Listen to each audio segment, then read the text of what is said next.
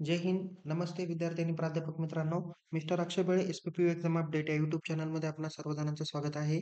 या व्हिडिओमध्ये आपण first year B Com semester first 2024 pattern म्हणजेच ॲज पर एन-ई-पी पॅटर्न जो काही आहे, तर या फर्स्ट इयर बी-कॉममधील फंडामेंटल्स ऑफ बँकिंग फर्स्ट या विषयाच्या क्वेशन पेपरचा फॉर्मॅट आणि important questions for study purpose आपण या व्हिडिओमध्ये बघणार आहोत. शैक्षणिक वर्ष 2025-26 पासून परीक्षा पॅटर्नमध्ये आणि फॉर्मॅटमध्ये थोडासा बदल करण्यात आलेला आहे.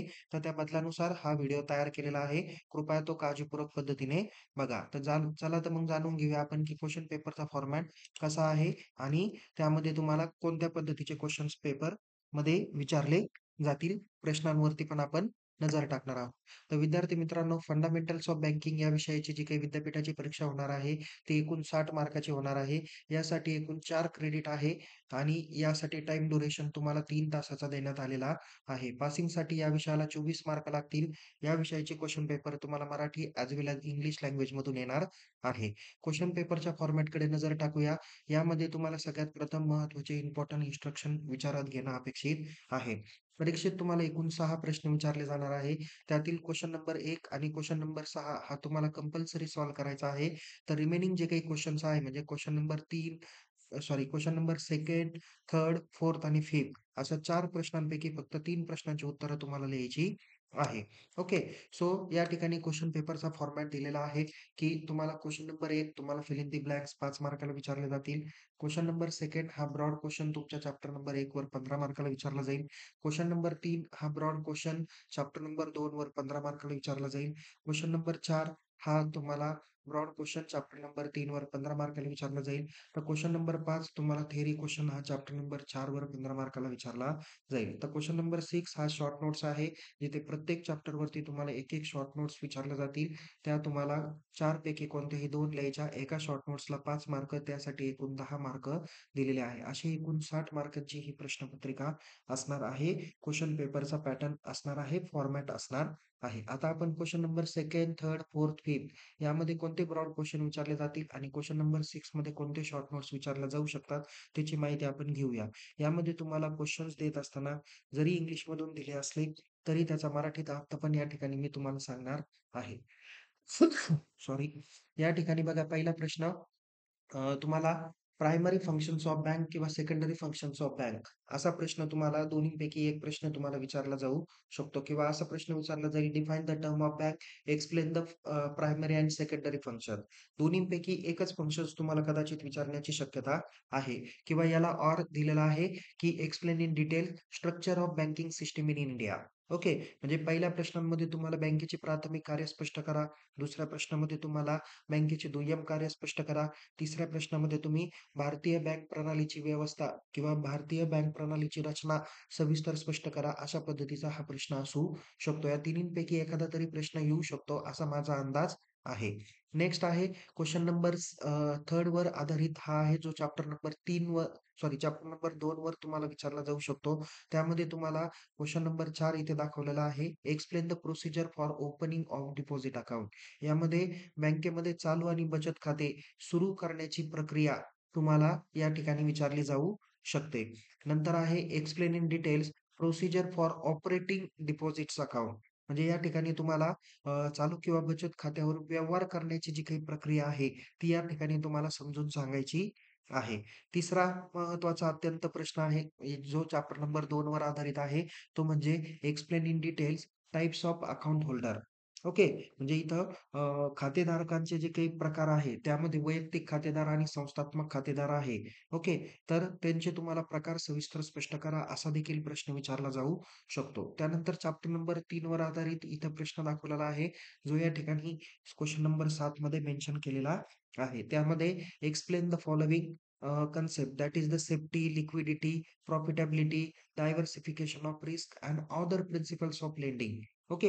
या तत्वांबाबतीत तुम्हाला सविस्तर माहिती लिहायची आहे किंवा ही तत्व तुम्हाला स्पष्ट करायची आहे.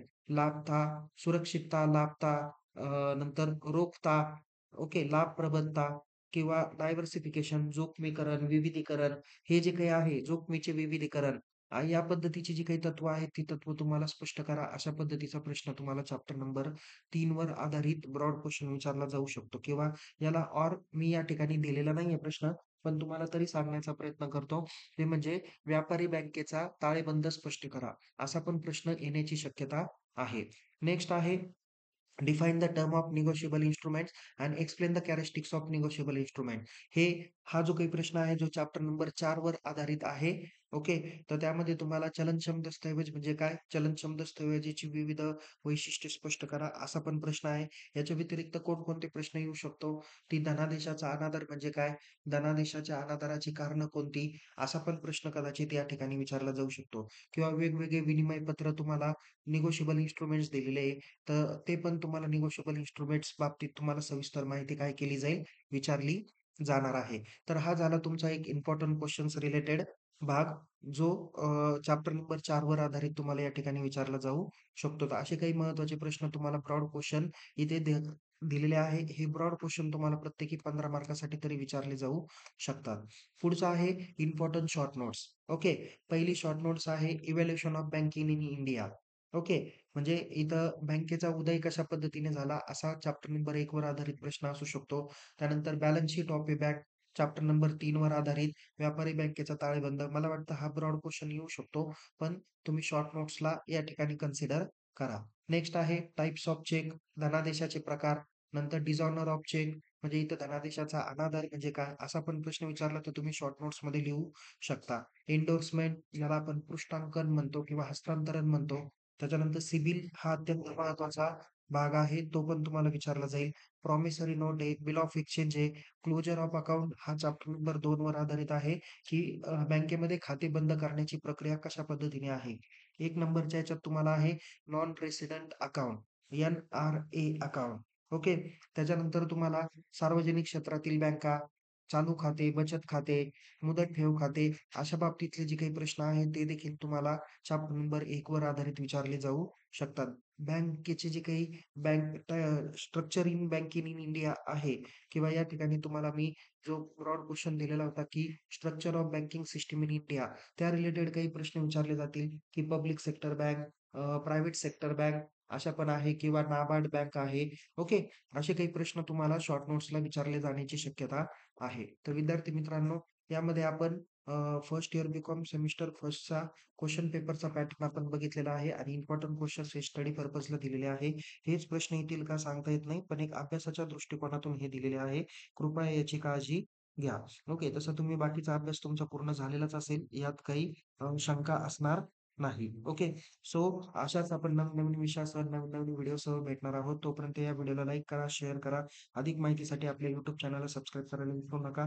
परीक्षेबाबत तुम्हाला काही डाउट्स असतील तर तुम्ही चॅट बॉक्समध्ये मेन्शन करा. अशाच नवीन-नवीन व्हिडिओसह आपण पुन्हा भेटू. तुम्हाला येणाऱ्या परीक्षेसाठी खूप खूप शुभेच्छा. Take care. जय हिंद. धन्यवाद.